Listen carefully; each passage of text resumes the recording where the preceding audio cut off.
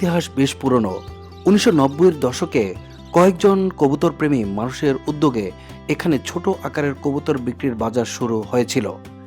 সময়ের সাথে সাথে সেই ছোট বাজারটি বড় হতে থাকে এবং ধীরে ধীরে বিভিন্ন ধরনের পাখি ও পোষা প্রাণীর বেচাকেনার কেন্দ্র হিসেবে পরিচিতি লাভ করে। বর্তমানে এটি ঢাকার সবচেয়ে বড় পাখির হাটগুলোর একটি।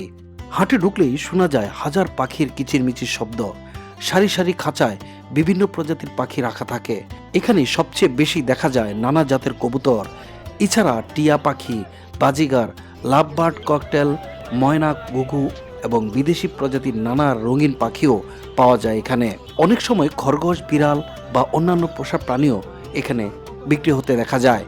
শুধু পাখি কেনাবেচা নয়, পাখি প্রেমীদের জন্য এক ধরনের মিলন মেলা। অনেকেই এখানে নতুন পাখি কেনার পাশাপাশি পাখি পালনের অভিজ্ঞতা বিনিময় করেন, খাবার, খাঁচা ও পাখির বিভিন্ন সরঞ্জামও কিনে থাকেন। তবে এই বাজারকে ঘিরে কিছু বিতর্ক রয়েছে। মাঝে মাঝে বন বিভাগের অভিযানে অবৈধভাবে বিক্রি হওয়া কিছু বন্যপ্রাণী উদ্ধার করা হয় এবং সেগুলো পরে প্রাকৃতিক পরিবেশে ছেড়ে দেওয়া হয়। তাই সচেতনভাবে পাখি কেনাবেচা ও সংরক্ষণের বিষয়টি খুবই গুরুত্বপূর্ণ।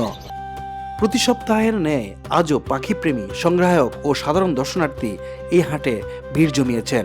পাখির রং, শব্দ আর মানুষের কোলাহলে জমে উঠেছে অন্যতম এই পাখির হাট, যা ঢাকার ঐতিহ্যবাহী পাখির বাজার হিসেবে বিবেচিত হয়েছে।